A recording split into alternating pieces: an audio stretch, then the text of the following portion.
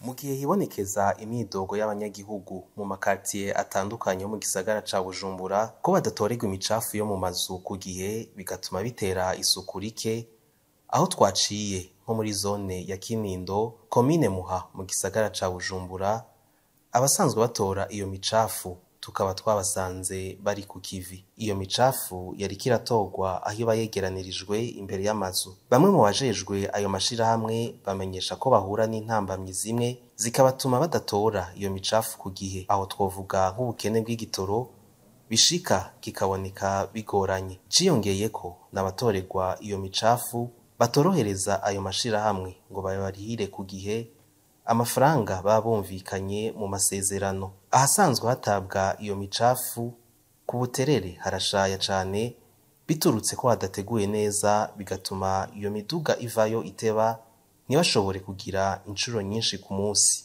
Kubw'ivyo ayo mashirahamwe asanzwe yegeranya imicafu asaba ko boronswa uruhusha rwo kongererezwa amasaha yo gukora, bakaronswa n'amasitasiyo baronkerako igitoro vyoroshe. Ivyo biruko mu gihe igisagara ca Bujumbura gifise umugambi wo kugira igisagara gisukuye.